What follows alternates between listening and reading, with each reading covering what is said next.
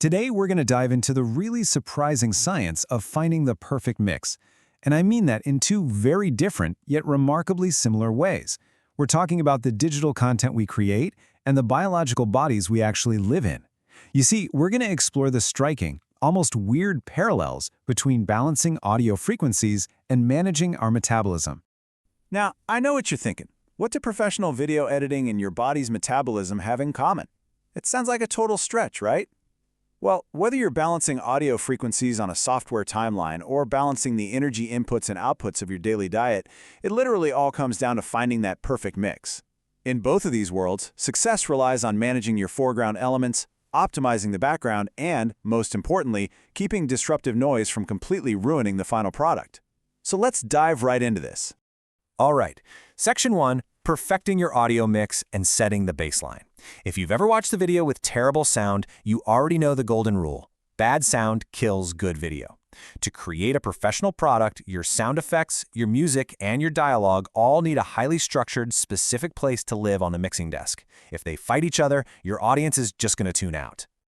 To put some numbers to it, there are very specific, standardized levels for a good mix. According to international standards, like the ones from the World Wide Web Consortium, or W3C, your dialogue should sit clearly in the foreground, right between -6 and -12 decibels.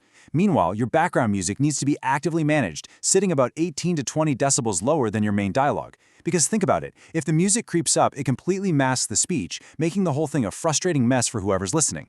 But here's the thing.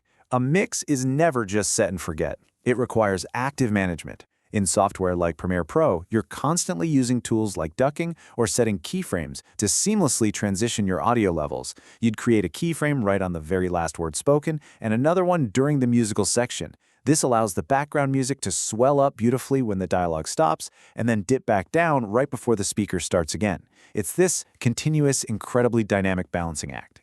So how on earth does this framework translate to our own biology? Well, look at it this way.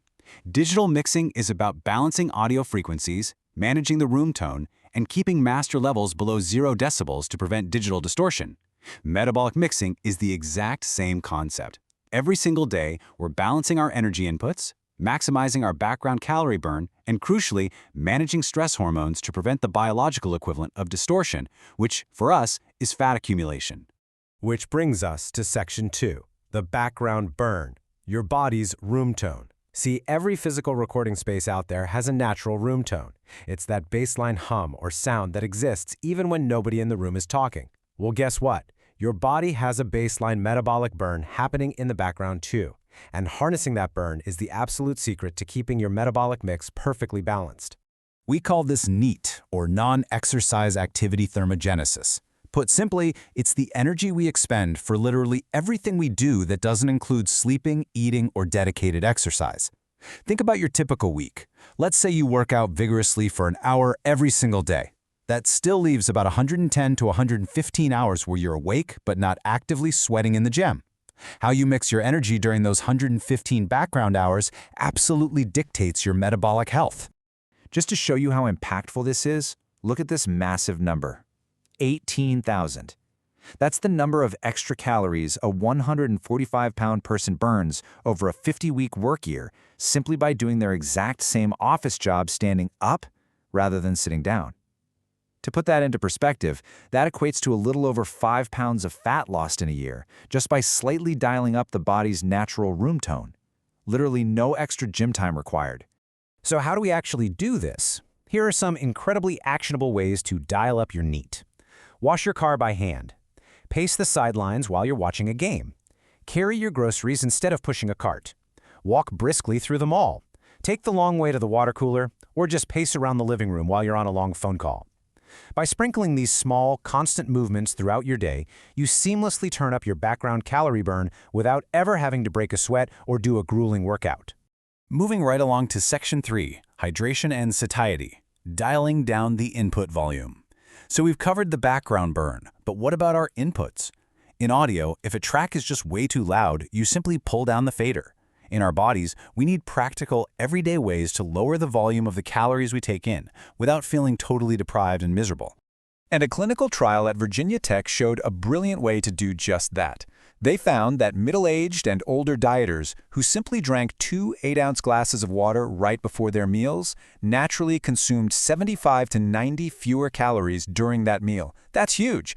In fact, over a 12-week study, the water drinkers lost about 5 pounds more than those who didn't. It's a completely free, zero-calorie life hack to essentially duck your hunger levels before the food even hits your plate. Section 4. The power of protein, the high-energy macronutrient. Returning to our mixing desk metaphor, you know that not all audio inputs are processed equally by your computer's CPU, while not all nutritional inputs are processed equally by your body either. Digesting food actually costs energy. This is a phenomenon known as specific dynamic action, or the thermic effect of food. Take a look at the massive disparity in how we process different macronutrients. See that protein bar? It has a thermic effect of 20 to 30%. That means if you eat 100 calories of pure protein, your body actively burns 20 to 30 of those calories simply breaking it down and metabolizing it. Compare that to carbs and fats, which sit way down at 5 to 15%.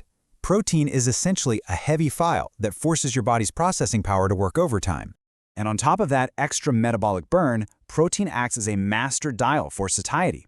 High-protein diets actively stimulate fullness hormones in the brain, things like PYY and GLP-1, while simultaneously turning down the volume on ghrelin, which is your primary hunger hormone. By prioritizing protein, you are actively creating a biological environment that naturally reduces your desire to overconsume.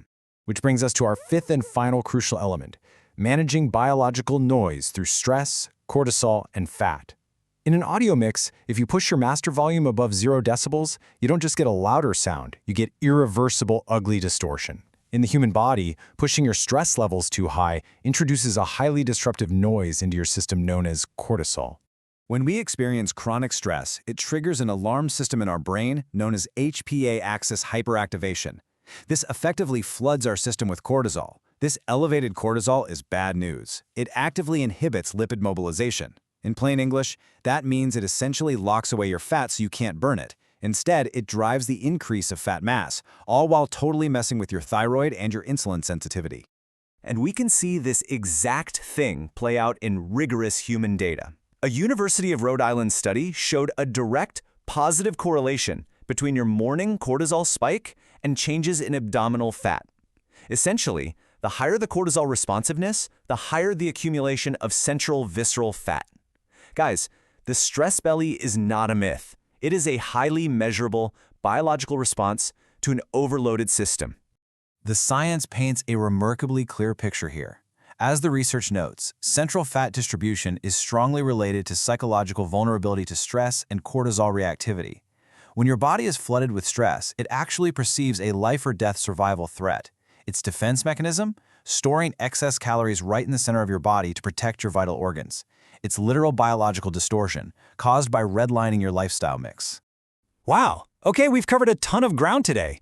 We've compared the technical precision of audio mixing to the daily management of our metabolism.